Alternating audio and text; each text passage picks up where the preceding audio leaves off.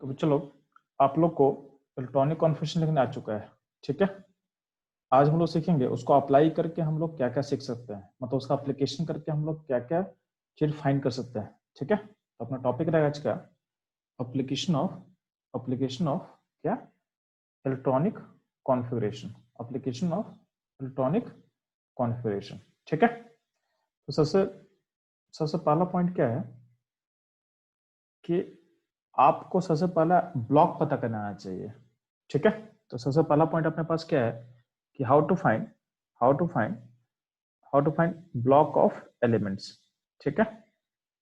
तो ध्यान देना, जब भी बात करते हैं ब्लॉक्स का, ठीक है, यानी ब्लॉक मतलब एस ब्लॉक का है कि पी ब्लॉक का है कि डी ब्लॉक का है कि एफ ब्लॉक का है, ठीक है। तो आप लोग के मॉडर्न पीरियड टेबल में 4 ब्लॉक आप लोग जानते हो, एस ब्लॉक है, पी ब्लॉक है, डी ब्लॉक है, एफ ब्लॉक है। मैं क्या बोला हूँ, अगर मॉडर्न पीटी से बाहर जाओगे, ठीक है, तो जो मॉडर्न पीटी होता है वो कहाँ तक वैलिड होता है, तो वैलिड होता है टिल 118 एलिमेंट तक, क्योंकि मॉडर्न पीटी में कितना एलिमेंट है, 118 एलिमेंट है, ठीक है। तो अगर आपके पीरियड टेबल में कुछ नया एलिमेंट डिस्कवर होगा, मतलब आफ्टर 118 के बाद कुछ डिस्कवर होगा, तो उस केस में आपका जी सब सेल भी आएगा, जी एच आई जे भी जा सकता है, जी एच आई जे भी आपका जा सकता है, यानी आपका पीरियड टेबल और फर्दर एक्सटेंड हो सकता है आगे वाले सबसेल्स पे, ठीक है। तो हम लोग अभी बात करेंगे एसपीडीएफ का, लेकिन आपके दिमाग में होना चाहिए कि ये फर्दर आगे एक्सटेंड हो सकता है, जी जी सब यानी जी ब्लॉक भी हो सकता है सिस्टम में, एच ब्लॉक भी हो सकता है, ठीक है। तो अगर आपके पास कोई हाइपोथेटिकल क्वेश्चन रहेगा तो उसमें ऐसा कुछ आप सोच सकते हो, ठीक है। तो जब भी बात करते हैं चलो हम ब्लॉक फाइंड करने का, तो आपको करना क्या है ना, आपके लिए इंपॉर्टेंट पॉइंट क्या है कि आपको लिखना है इलेक्ट्रॉनिक कॉन्फ़िगरेशन, आपको लिखना है इलेक्ट्रॉनिक कॉन्फ़िगरेशन, ठीक है। तो इलेक्ट्रॉनिक कॉन्फ़िगरेशन आपको लिखना है। अब ध्यान देना, आप लोग कुछ पढ़े होगे, तो आप लोग को जब पढ़ाया गया हो तो उसमें आपको कुछ एक्सेप्शन पढ़ाया गया होगा, ठीक है। तो आपको जब लिखना है तो उसमें एक्सेप्शन अप्लाई मत करना, ऑल्दो ऑल्दो जिसमें एक्सेप्शन है उसका ग्राउंड सेट होता है, जैसे कॉपर का, तो कॉपर का देखोगे तो कॉपर का क्या होता है, तो कॉपर अगर हम बात करते हैं कॉपर का, तो कॉपर का कॉन्फ़िगरेशन क्या होता है चलो, तो आर्गन 3d10 एंड 4s1 होता है, ठीक है, 4s1 होता है, ठीक है। तो आर्गन 3d10 4s1 होगा। तो मैं क्या बोल रहा हूँ, ये इसका ग्राउंड स्टेट है, एक्सेप्शन है लेकिन ग्राउंड स्टेट इसी का, यानी स्टेबल स्टेट यही है। लेकिन मैं बोल रहा हूँ कि अगर जो हम अभी बात कर रहे हैं इसको काम करने के लिए आप क्या करना, कॉपर का लिखना हो तो ऐसा लिख देना, कॉपर का लिखना तो ऐसा लिख देना, यानी एक्सेप्शन अप्लाई मत जो होता है उसको अप्लाई मत करना। तो आर्गन लिखना, फिर 4s2 लिखना, और 3d9 यानी एस से डी में जंप मत करना, ठीक है। बस सिंप्लीफिकेशन के लिए है, इससे क्या होगा, चीज को आप सिंप्लीफाई करके आप समझ सकते हो, ठीक है। तो अब क्या करोगे आप कि आप कॉन्फ़िगरेशन लिख लिए, तो आप देखना कि आपका लास्ट टर्म कहाँ जा रहा है, लास्ट टर्म कहाँ जा रहा है विदाउट अरेंजिंग। सिंपल सा बात है कि जब कॉन्फ़िगरेशन लिखें तो लास्ट टर्म आपका सिस्टम होगा, तो जो लास्ट टर्म का जो है ये आपका सिस्टम में कहाँ जा रहा है, इसे फोकस करना है। तो जब भी आप कॉन्फ़िगरेशन लिखो तो उसको अरेंज मत करना। जैसे बात कर रहे हैं हम, अगर हमको लिखना हो किसका, अगर लिखना हो मेरे को इसका, मान लेते लिखना है मेरे, एक सेकंड में चलो, लिखना हो अगर मेरे को, मान लेते लिख रहे हैं हम लोग 50, मान लेते हैं लिख रहे हैं हम लोग 75 का, ठीक। तो 75 का लिख रहे हैं तो हम लोग कैसे लिख सकते हैं चलो, तो मैं क्या बोल रहा हूँ कि जो 75 लिखोगे तो आप उसको अरेंज मत करना, जैसे बोलते हैं ना अरेंज करके लिख रहे हैं, तो अरेंज करके नहीं पता चलता है आपका, आपको फाइंड करना लास्ट टर्म। तो 75 का अगर आप लिख रहे हो तो 75 का क्या होगा, जेनम 6s2 4f 14 एंड क्या होता है 5d 5 तो ये ऐसे लिखना है। तो लास्ट टर्म कहाँ गया, तो लास्ट टर्म कहाँ गया, डी में गया, कहाँ गया, डी में गया। तो ये आपको पता करना है, ये आपको पता करना है, ठीक है। मतलब इसको अरेंज करके लिख दोगे ना तो फिर समझ में नहीं आएगा, ठीक है। तो जैसे हम लोग फिलअप करते हैं ना सेल्स को, सब सेल को फिलअप करते हैं, उसी उसी ऑर्डर में आपको फिलअप करके देखना है। इसको अगर इसका एक्चुअली लिखा जाए तो एक्चुअली इसको कैसे लिखा जाएगा, एक्चुअली इसको लिखा जाएगा जेनन, इसको अरेंज कर रहे हैं तो कैसे लिखेगा सब लोग, 4f 14 लिखेगा, 5d 5 लिखेगा, और 6s2 लिखेगा, ऐसा लिख के देगा, ठीक है। यानी आपको क्वेश्चन अगर देगा तो क्वेश्चन में ऐसा ऐसा लिख के देगा। ये जो लिखा हुआ है ये फिलिंग ऑर्डर नहीं है, ये ध्यान देना, ये फिलिंग ऑर्डर नहीं है, ये एनर्जी इसको हम अरेंज कर दिए हैं अकॉर्डिंग टू प्रिंसिपल क्वांटम, इसको अरेंज कर दिया गया है। फिलिंग क्वार्टर क्या है, तो ऊपर वाला आपका फिलिंग क्वार्टर है, यानी ये वाला आपका फिलिंग क्वार्टर है, ठीक है, ये वाला आपका फिलिंग क्वार्टर है, ये ध्यान देना। तो आपको अगर अगर ऐसा देखिए भी क्वेश्चन पूछेगा, यानी यहाँ देखिए भी क्वेश्चन पूछेगा आपको, तो भी आप ऊपर की तरफ सोचोगे, यानी आपको जो जिस तरह से इलेक्ट्रॉन डाला गया है उस तरह आपको सोचना है, ना कि आपको अरेंज फॉर्म में सोचना है। तो जब भी हम बात करते हैं लास्ट राउंड का, तो लास्ट राउंड लास्ट किसमें फिलअप हुआ था, अगर 75 का बात करते हैं तो 75 में लास्ट राउंड कहाँ फिलअप हुआ है, तो 5d यानी डी में फिलअप हुआ है, लास्ट राउंड डी सब सेल में फिलअप हुआ है। तो इस तरीके से आपको लास्ट राउंड पता करना है, ठीक है। अब ध्यान देना, अगर आप लास्ट राउंड पता कर लेंगे तो अगला काम क्या होगा, तो लास्ट राउंड अगर एस में गया होगा तो एस ब्लॉक एलिमेंट है, लास्ट अगर इलेक्ट्रॉन एस में गया होगा तो क्या होगा, एस ब्लॉक एलिमेंट होगा। लास्ट अगर पी में गया होगा तो क्या होगा, चलो तो ये होगा पी ब्लॉक एलिमेंट, ठीक है। तो लास्ट अगर एस में गया तो एस ब्लॉक एलिमेंट, लास्ट अगर पी में जाएगा तो क्या होगा, पी ब्लॉक एलिमेंट हो जाएगा। लास्ट अगर डी में जाएगा तो क्या होगा, डी ब्लॉक एलिमेंट हो जाएगा। लास्ट अगर एफ में जाएगा तो क्या होगा, एफ ब्लॉक एलिमेंट हो जाएगा, ठीक है। अगर आपका अगर कुछ होता है तो लास्ट अगर मानते लास्ट इलेक्ट्रॉन अगर जी में जाएगा, डी सब सेल अपने पीटी में नहीं है, लेकिन अगर जी में गया होगा तो इसको बोलेंगे जी ब्लॉक का, क्या बोलेंगे इसको, जी ब्लॉक, ठीक है। तो लास्ट वन जिस सब सेल में जाएगा उसका ब्लॉक हो जाएगा, सिंपल सा चीज है ये। अब इसमें एक्सेप्शन है, एक्सेप्शन क्या समझो यहाँ पे, एक्सेप्शन क्या समझो इसको, ये तो सब जगह अप्लाई कर लेंगे, कहाँ नहीं अप्लाई होता है तो उसको भी जान लो आप लोग। ये दो जगह अप्लाई मत करना, दो जगह अप्लाई कहाँ नहीं करोगे, तो एक तो अप्लाई नहीं करोगे कहाँ पे, 57 पे, 57 पे, ठीक है। 57 का कॉन्फ़िगरेशन ऐसा होता है 6:4F1, यानी विदाउट एक्सेप्शन की तरह हम अप्लाई करके अप्लाई बता रहे हैं आपको। तो इसका मतलब आपका लास्ट वन कहाँ गया है, लास्ट वन आपका क्या है, एफ में, लास्ट वन कहाँ गया बच्चों, एफ में, उसको एफ ब्लॉक एलिमेंट होना चाहिए था। सिमिलरली 89 का जो कॉन्फ़िगरेशन लिखोगे तो उसमें क्या हो जाएगा, Rn7s2 5f1। ये जो कॉन्फ़िगरेशन लिखा गया ना, ये विदाउट अप्लाइंग एक्सेप्शन है, ठीक है, इसमें एक्सेप्शन अप्लाई नहीं किया गया है। एक्चुअली जो 57 का जो कॉन्फ़िगरेशन होता है कुछ और होता है, ठीक है। तो हमको कुछ और नहीं सोचना, हमको अब एक्सेप्शन को हटा के सोचना था, तो उसको एक्सेप्शन को हटा के आपके सामने लिखा हुआ है, ठीक है। तो आपके सामने दिख रहा है कि दोनों में एफ में इलेक्ट्रॉन गया हुआ है, तो होना क्या चाहिए था, इसको किस ब्लॉक एलिमेंट होना चाहिए था, इसको होना चाहिए था D block, sorry F block element होना चाहिए था, लेकिन होता क्या है, ये होता है डी ब्लॉक एलिमेंट, ये होता है डी ब्लॉक एलिमेंट, ये ध्यान देना। 5789 डी ब्लॉक एलिमेंट है, ये डी ब्लॉक एलिमेंट है। सिमिलरली बात करते हैं 71 इन 103 का, तो बात करें 71 इन 103 का, तो ध्यान देना इसमें देखो तो इसका कॉन्फ़िगरेशन लिखा हुआ है। 71 का क्या होता है बच्चों लोग, 6s2 4f14 5d1, ठीक। तो अल्टीमेटली एक किस में गया बच्चों लोग, तो ये गया है डी में, कहा गया है, डी में लास्ट टर्म, तो इसको डी ब्लॉक होना चाहिए था। सिमिलरली 103 का जब आप लिखोगे तो 103 क्या होगा, 7s2 5f14 एंड 6d1, तो इसमें भी क्या है, लास्ट टर्म कहाँ जा रहा है, तो डी में जा रहा है। तो अल्टीमेटली ये आपका डी ब्लॉक का होना चाहिए, बट होता क्या है दोनों, ये होता है आपका दोनों एफ ब्लॉक एलिमेंट, होता है आपका एफ ब्लॉक का एलिमेंट होता है, ठीक है, एफ ब्लॉक एलिमेंट होता है। तो ये आपको दोनों सेट रखना है कि ये दोनों रूल से थोड़ा डेविएट करेगा, तो उसको आपको याद रखना है। इवन आप लोग उसको मैं आपको दिखा सकता हूँ, ये देखो आपका पीरियड टेबल में शेयर करोगे साथ, देखो पीरियड टेबल में आप देखोगे तो 79 का एलिमेंट का नाम क्या होता है, लैंथनम होता है, क्या होता है, लैंथनम, यानी इस एलिमेंट का हम बात कर रहे हैं, इस एलिमेंट का बात कर रहे हैं। और 89 होता है एक्टिनियम, दोनों डी ब्लॉक का पार्ट है, दोनों डी ब्लॉक का पार्ट है, ठीक है। तो लैंथनम एक्टिनियम दोनों डी ब्लॉक का पार्ट है, उसको ए ब्लॉक का एलिमेंट नहीं बोलोगे, ठीक है। सिमिलर देखोगे आपका जो 71 का कौन सा एलिमेंट है, तो ल्यूटेनियम, यानी एलिमेंट 71 है आपके पास, और लॉरेंशियम एलआर जो है वो है 103।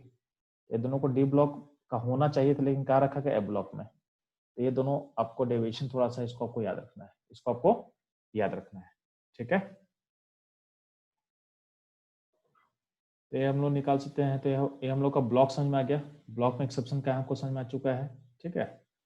अगला बात करते हैं हम लोग पीरियड नंबर निकालने का, ठीक है।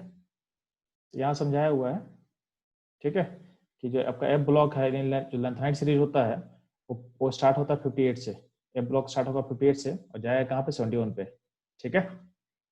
इसको ए ब्लॉक, इसको लैंथेनाइड फैमिली इसलिए बोलते हैं क्योंकि लैंथेनाइड एलिमेंट यानी 57 के बाद जस्ट स्टार्ट होता है, ठीक है।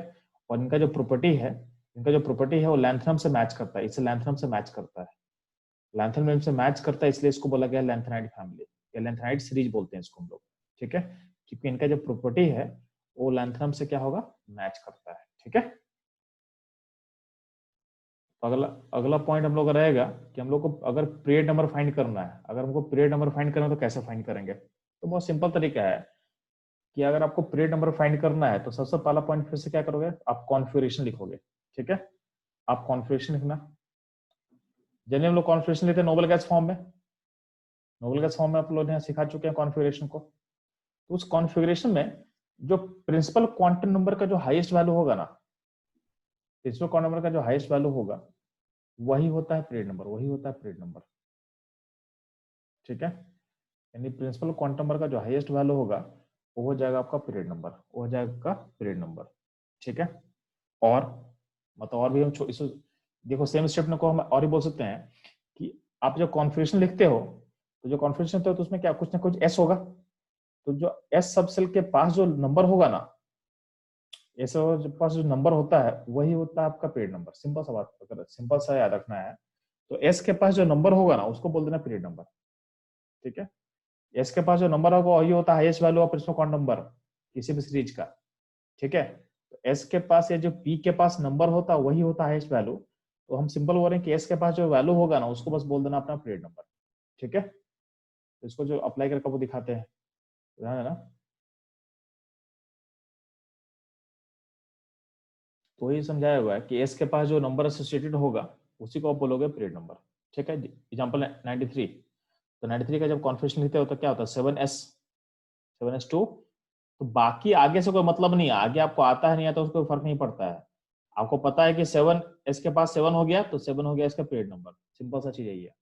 मतलब आप पहला नोबेल गैस के बाद एस लिखते हो ना, एस के पास जो नंबर आपको दिखेगा ना उसी को बोल देना पीरियड नंबर, आगे लिखने की कोई हमको जरूरत ही नहीं है पीरियड नंबर। जब आपको पीरियड नंबर फाइंड करना है तो आपको आगे लिखने की कोई जरूरत ही नहीं है, ठीक है। तो 93 का पीरियड नंबर क्या हो जाएगा, 7 हो जाएगा, ठीक। तो एक तरीका हो गया। दूसरा आप याद कर सकते हो, अगर आपको याद करने में अच्छा लगता है तो याद भी कर सकते हो, ठीक है। यहाँ आपको समझाया हुआ है कि अगर आपका एटॉमिक नंबर 1 to 2 रहेगा तो उसका पीरियड नंबर 1 होता है, अगर एटॉमिक नंबर 3 से 10 तक का कोई एलिमेंट होगा उसका पीरियड नंबर क्या होता है, 2 होता है। 11 से 18 तो क्या होगा, पीरियड नंबर 3 होगा, ठीक। 19 से 36 इसका पीरियड नंबर क्या होगा, चलो 4 होगा। 37 से लेकर 54 पीरियड नंबर कहाँ होगा, 5 होगा, ठीक। 55 से 86 कहाँ होगा, 6 होगा। और 87 से लेके 118 क्या होगा, 7 होगा। इस नंबर को याद करने का एक सिंपल तरीका है, आप नोबल गैस को याद कर ले। यहाँ जो देखोगे इसका जो राइट इंड का जो जो इंड पॉइंट्स है, यानी यहाँ जो 2 10 का बात कर रहे हैं, 2 का बात किया गया है, 10 का बात किया गया है, ये बेसिकली इसको नोबल गैस आप याद कर सकते हो। तो आप ऐसा बोल सकते हो ना कि हीलियम तक पेड नंबर 1 है, हीलियम के बाद टिल नियोन तक पेड नंबर 2 है, ठीक है। नियोन के बाद क्या आर्गन है, तो आर्गन तक पेड नंबर 3 रहेगा, ठीक है। क्रिप्टन तक पेड नंबर क्या होगा, 4 होगा। जनन तक पेड नंबर 5 होगा। रेडन तक पेड नंबर 6 होगा। उसका जो लास्ट एलिमेंट है 118 वहां तक क्या होगा, आपका पेड नंबर 7 होगा। यानी टिल हीलियम नोबल गैस तक क्या होगा, पेड नंबर 1 होगा। हीलियम नोबल गैस के बाद जो एलिमेंट आएगा और नियन तक, यानी नोबल गैस नियन तक क्या होगा, पेड नंबर 2 होगा। सिमिलरली क्या होगा, आर्गन तक 3, क्रिप्टन 4, जनन 5, रेडन 6 एंड 118 7। तो आप ऐसे याद कर सकते हो। अब ध्यान देना, आपका जो मॉडर्न पीरियड टेबल होता है उसमें टोटल एलिमेंट कितना होता है, टोटल एलिमेंट होता है 118। तो इसको देखो तो इसमें आपका टोटल पीरियड क्या होता है, तो टोटल पीरियड होगा 7। टोटल पीरियड क्या होगा, टोटल पीरियड होता है आपके पास 7 होता है, ठीक है। ठीक है चलो, अब ध्यान देना, अब बात करते हैं टोटल पीरियड का क्या होता है, चलो 7 हो रहा है, ठीक। लेकिन होता क्या है कि अगर आपका एलिमेंट अगर मोर मोर देन 118 हो जाए, मतलब 118 से अगर ज्यादा बड़ा हो जाए, तो उस केस में आपका क्या होगा, आपका पेज नंबर 7 से ज्यादा हो सकता है। आपका पेज नंबर क्या होगा, 7 से ज्यादा हो सकता है, ठीक है। ये बात समझ में आना चाहिए आपको, ठीक। तो आपका पेज नंबर क्या होगा, 7 से ज्यादा हो सकता है, कब, जब आपका एलिमेंट जो होगा, आपका एलिमेंट 118 से क्रॉस कर जाएगा तो चेक। आपको जो भी पढ़ते हो आप लोग अभी तक, आप 118 तक के लिए पढ़ते हो, तो 118 तक के लिए आपके पास जो पीरियड नंबर होता है क्या होता है, 7 होता है। आप लोग पढ़े, आप लोग जानते होंगे। जैसे यहाँ देखो, मैं जो आप जो दिख रहा होगा पीरियड टेबल, उसमें देखोगे तो आपका पीरियड नंबर क्या है, तो पीरियड किसको बोलते हैं, जो हॉरिजॉन्टल लाइंस होता है। ये 1 है, ये 2 है, ठीक है, उसके नीचे 3 है, ठीक है, 4 है, 5, 6, 7। अब ध्यान देना, नीचे जो ए ब्लॉक दिखा हुआ ना, ए ब्लॉक अलग से दिखाते हैं हम लोग, ए ब्लॉक हम अलग से दिखाते हैं, इसका रीजन मैं आपको समझाऊंगा कि उसको अलग से दिखाते हैं। ठीक, ए ब्लॉक से जो अलग से दिखाया गया है, तो ये जो पहला पहला ए ब्लॉक का पहला पार्ट है, लैंथेड फैमिली, ये बेसिकली इसका पार्ट होता है, इसका इसका पीरियड नंबर, ठीक है। पीरियड नंबर किसका पार्ट होगा, तो पीरियड नंबर 6 का पार्ट होता है, 6 का पार्ट होता है, यानी 6, यानी यहाँ लैंथनम के बाद इसको होना चाहिए था, ठीक है। और ये जो पार्ट है, यानी यहाँ जो एक्टिनाइड फैमिली वो यहाँ होना चाहिए था, एक्टिनियम के बाद होना चाहिए था, यानी ये 7th पीरियड का पार्ट है, ठीक है। तो ये आपको समझ में आना चाहिए, ठीक है। चलो ध्यान दोगे,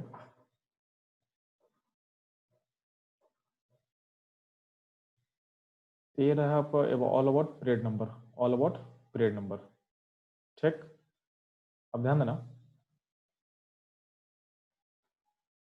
बात करते हैं हम लोग ग्रुप्स का, ठीक। तो ग्रुप्स का, तो ग्रुप्स किसको बोलते हैं, तो आपको पता है कि आपके बॉन्ड पीटी में जो वर्टिकल लाइंस होता है, उसको हम लोग ग्रुप बोलते हैं। वर्टिकल लाइंस को हम क्या बोलते हैं, ग्रुप बोलते हैं, यानी जो वर्टिकल लाइंस होता है उसको हम लोग ग्रुप बोलेंगे। तो अगर आपको पीटी टेबल में दिखाता हूँ, तो आपके पास टोटल कितना ग्रुप होता है मॉडर्न पीटी में, तो मॉडर्न पीटी में टोटल ग्रुप कितना होता है, चलता होता है 18, ठीक है। कौन कौन होता है, तो आपको, आप यहाँ देख सकते हो, आप यहाँ पे देख सकते हो, तो आपके पास दिखेगा कि यहाँ पे 18 आपको दिख रहा होगा, ठीक है। ये आपका ग्रुप नंबर 1, फिर 2, फिर 3, 4, 5, 6, ऐसा करके दिख रहा है आपको 7, ठीक है। तो ध्यान देना, तो टिल आपका 18 तक वो दिख रहा होगा, यहाँ पे आपको दिख रहा है लास्ट 18 आपको ग्रुप दिख रहा है। तो ये इसका इसका दो नोमेनक्लेचर है, इसका दो नोमेनक्लेचर है, एक था ओल्ड सिस्टम, एक था न्यू सिस्टम। तो न्यू सिस्टम, हम लोग न्यू सिस्टम फॉलो करते हैं, तो हम लोग न्यू सिस्टम में क्या होता है, हम लोग बोलते हैं कि ग्रुप नंबर 1 से लेके क्या होगा, ग्रुप नंबर 1 से लेके 18 होगा, ग्रुप नंबर 1 से लेके आपका 18 होगा, ठीक। लेकिन उससे पहले क्या था, ओल्ड सिस्टम फॉलो किया जाता था। ओल्ड सिस्टम में क्या था, आपका कुछ अल्फाबेट यूज होता था, यानी ए और बी कुछ ना कुछ उसमें यूज होता था, ठीक है। तो आपको दोनों पता होना चाहिए। तो न्यू सिस्टम में क्या है, तो न्यू सिस्टम में 1 से लेकर 18 तक होगा, और अल्फाबेट में क्या होगा, तो अल्फाबेट में क्या है, 1 इज 1, देखो अल्फाबेट देखो तो 1 to 7 है, आपको दिखाऊंगा मैं, ठीक है। फिर 0 अलग सा ग्रुप होता है, फिर 3B से लेकर 7B तक ग्रुप होगा, फिर एक 8 ग्रुप नंबर 8 होता है, और फिर 1B होता है, 2B होता है। तो आपको दोनों सिस्टम में याद होना चाहिए। कभी कभी क्वेश्चन में क्या होता है कि आपका ओल्डर सिस्टम से क्वेश्चन डाल देता है, ठीक है। तो अगर आपको ओल्डर सिस्टम अगर याद नहीं हो तो आप कंफ्यूज कर जाओगे, आपसे मतलब क्वेश्चन फिर नहीं बनेगा। तो याद कैसे करना है, तो ध्यान देना, तो कोई भी जब पीटी उठाओगे ना, तो उसमें आपको मिल जाएगा। तो यहाँ ध्यान देना, जो 1 है ना, देखोगे आपका जो 1 है, यानी जो एस ब्लॉक एलिमेंट्स का मैं बात कर रहा हूँ, ठीक। तो यहाँ ध्यान देना कि जो आपका 1 है उसी को बोला गया 1A, ठीक है। जो 2 को बोला गया 2A, फिर देखोगे जो ग्रुप 13 है ना, ग्रुप 13 उसको बोला गया 3A, ग्रुप 14 को बोला गया 4A, 15 को बोला गया 5A, 16 6A, 17 7A, और 18 को बोला गया 0, 18 को बोला गया 0, 18 को बोला गया है 0, यहाँ ये बोला गया 0। यानी आपका ये दोनों एस ब्लॉक एलिमेंट है, यहाँ पे एस ब्लॉक बोलते हैं, ये तो क्या है आपका एस ब्लॉक है। एस ब्लॉक में को बोला गया 1A 2A, यानी ग्रुप नंबर 1 को 1A और 2 को 2A, ठीक है। ये होता है आपका पी ब्लॉक का पार्ट, ये होता है आपका पी ब्लॉक का पार्ट।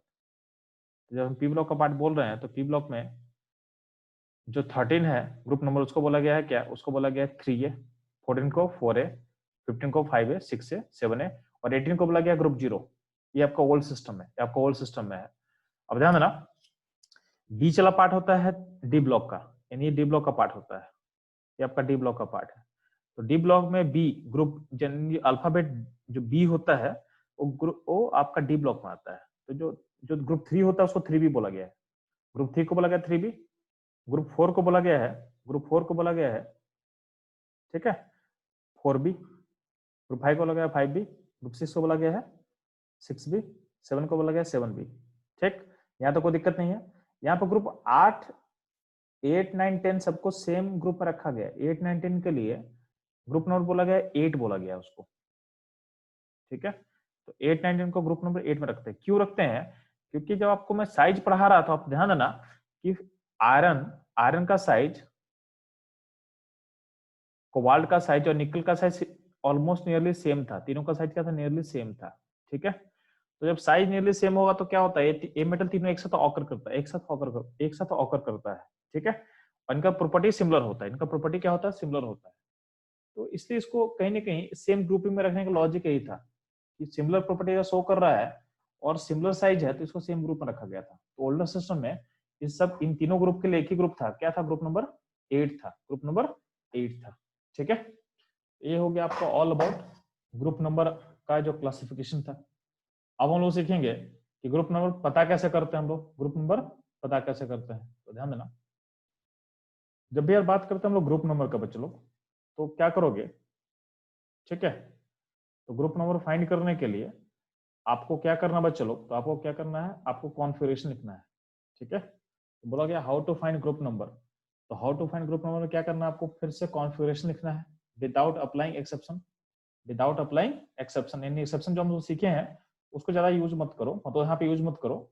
आप बस पता करो कि आपका जो लास्ट टर्न है, लास्ट टर्न है कहाँ जा रहा है। तो आप देखोगे आपका जो लास्ट टर्न होगा, आपका जो लास्ट टर्न होगा या तो एस में जाएगा या तो पी में जाएगा, ठीक, या तो डी में जाएगा या तो आपका एफ में जाएगा। तो लास्ट या तो एस में जाएगा या तो पी में जाएगा, तो डी में जाएगा तो एफ में जाएगा, ठीक। अब ध्यान देना, अगर एस में गया तो एस में क्या है, एस में कितना कैपेसिटी है? 2 ही इलेक्ट्रॉन का कैपेसिटी होता है। तो क्या होगा, एस में या तो S1 होगा या तो S2 होगा। तो अगर S1 होगा तो बोलना ग्रुप नंबर 1, क्या बोलोगे? S1 मतलब ग्रुप नंबर 1, S2 मतलब ग्रुप नंबर 2, यानी S में जितना इलेक्ट्रॉन होगा वही इसका ग्रुप नंबर हो जाएगा। S ब्लॉक में जितना इलेक्ट्रॉन होगा वही इसका ग्रुप नंबर हो जाएगा। तो S1 होगा S ग्रुप नंबर 1, S2 होगा तो ग्रुप नंबर 2, यानी S ब्लॉक का एलिमेंट में अगर S1 ग्रुप नंबर 1, S2 मतलब ग्रुप नंबर 2। अगर बात करते हैं P ब्लॉक का एलिमेंट अगर रहेगा, यानी लास्ट रो अगर P में जाएगा, तो P में जाएगा तो क्या करोगे, 12 उसमें ऐड कर देना। P में जितना भी इलेक्ट्रॉन होगा उसमें 12 ऐड कर देना, ठीक है। जैसा हम बोलते हैं कि P1 होगा, P1 का मतलब 13, क्योंकि P में एक इलेक्ट्रॉन है, 12 उसमें ऐड कर दे तो क्या होगा, ये दे देगा आपको ग्रुप नंबर 13। अगर हम बात करते हैं P2 का, तो P2 का क्या हो जाएगा, ग्रुप नंबर 14, ठीक है। अगर बात करते हैं P6, तो P6 में क्या हो जाएगा, ये हो जाएगा ग्रुप नंबर 18, ठीक है, यानी 12 ऐड कर दिए। तो इस तरीके से आप लोग P ब्लॉक का अगर यानी लास्ट अगर P में जाएगा तो मतलब P ब्लॉक का होगा, तो P में जितना इलेक्ट्रॉन्स होगा उसमें 12 ऐड कर दे तो आपको मिल जाएगा उस एलिमेंट का ग्रुप नंबर, ठीक। अगर हम बात करते हैं यार लास्ट टर्न, अगर D में जाएगा तो क्या करेंगे हम लोग, तो D में जाएगा तो क्या करना, आपका S और D दोनों का इलेक्ट्रॉन को जोड़ देना। D में जाएगा तो कुछ नहीं करना आपको, आप S और D का इलेक्ट्रॉन को क्या करोगे, ऐड कर दोगे, ठीक। जैसे एग्जांपल देखें यहाँ पे 27 कोबाल्ट के बारे में बात कर रहे हैं, तो कोबाल्ट का कॉन्फ़िगरेशन लिखा गया है, क्या लिखा गया, argon 4s2 3d7, argon 4s2 3d7 लिखा गया है। यानी क्या होगा, S में 2 और D में क्या है 7, S में 2 है D में 7 है, ठीक। तो अल्टीमेटली क्या होगा, ये टोटल जोड़ के क्या होगा, 9 हो जाएगा। क्या हो जाएगा, ये 9 हो जाएगा, ठीक। तो अल्टीमेटली क्या होगा, कोबाल्ट का ग्रुप नंबर हो जाएगा 9, यानी S और D का इलेक्ट्रॉन को ऐड कर देना है, ठीक है। और बात करते हैं सिल्वर का, तो सिल्वर का देखो 47 है, उसका कॉन्फ़िगरेशन लिख दिए यहाँ पे, ठीक है। तो D में कितना 10 है और S में क्या 1 है, तो दोनों का सम कर दे तो क्या हो जाएगा, दोनों का सम करने से क्या होगा, 11 हो जाएगा, ठीक है। तो सिल्वर का ग्रुप नंबर क्या होगा, 11 हो जाएगा। इन क्या करना है, लास्ट अगर D में जाएगा तो सिंपली क्या करना है, S और D का इलेक्ट्रॉन को ऐड कर दे, आपका आंसर आ जाएगा, आपका आंसर आ जाएगा, ठीक। अगर बात करता हूँ, अगर मेरा लास्ट नंबर F में जाएगा, तो अगर लास्ट F में जाएगा तो F में जाएगा तो बोलना नो ग्रुप। F ब्लॉक के लिए कोई ग्रुप डिसाइडेड नहीं है, F ब्लॉक के लिए कोई ग्रुप डिसाइडेड नहीं है, तो आप बोलोगे F ब्लॉक के लिए बोलोगे नो ग्रुप, ठीक है। F ब्लॉक के लिए बोलोगे आप लोग नो ग्रुप, ठीक। या इसके लिए एक और टर्म आप यूज कर सकते हो, ग्रुप 3, क्योंकि एफ ब्लॉक जो एलिमेंट्स होता है वो ग्रुप 3 के बाद आता है। जैसे लैंथनम है, लैंथनम के बाद एफ ब्लॉक स्टार्ट होता है, लैंथनाइड सीरीज, तो लैंथनम होता है ग्रुप 3 में, ये ग्रुप 3 का पार्ट होता है। ठीक है, ये होता है ग्रुप नंबर, इसका होता है 3। तो लैंथनम के बाद एफ ब्लॉक स्टार्ट हुआ तो क्या होगा, इसका प्रॉपर्टी लैंथनम से मैच करता है, इसका प्रॉपर्टी लैंथनम से मैच करेगा, तो समटाइम इसको बोला जाता है ग्रुप 3। तो एफ ब्लॉक एलिमेंट का तो ग्रुप 3 होगा आपका ऑप्शन, या तो होगा नो ग्रुप। ठीक है, दोनों में से जो ऑप्शन होगा उसे टिक कर देना। अगर दोनों दिया रहेगा, नो ग्रुप दिया रहेगा, ग्रुप 3 भी दिया रहेगा, तो आप नो ग्रुप को टिक करोगे, तो आप नो ग्रुप को टिक करना। लेकिन अगर नो ग्रुप नहीं दिया, ग्रुप 3 दिया हुआ, तो ग्रुप 3 को टिक कर देना, कोई दिक्कत नहीं है। ठीक, तो इस तरह से आप तो एफ ब्लॉक का ग्रुप पता करते हो। इतना क्लियर रहेगा आप लोग को, तो ध्यान देना। ये आपको समझ में आ चुका है, तो आपके सामने कुछ क्वेश्चन है। ठीक है, इस क्वेश्चन में क्या करना है आपको, आपको इसका जो भी एलिमेंट यहाँ दिया उसका ब्लॉक पता करना है, उसका पेड़ नंबर पता करना है, और उसका ग्रुप नंबर पता करना है। ठीक है, मैं स्क्रीन को मिनिमाइज कर दूं ताकि आप लोग सारे क्वेश्चन को एक साथ देख सको। ठीक है, आपको दिख रहा होगा यहाँ पे टोटल क्वेश्चन लिखा हुआ है एक साथ। ठीक है, इसमें सारे को क्या करना है, सारे का ब्लॉक पता करना है, सारे का पेड़ नंबर पता करना है, सारे का ग्रुप नंबर पता करना है। ठीक है, तो आप लोग इसको सॉल्व करो, इसको आप लोग।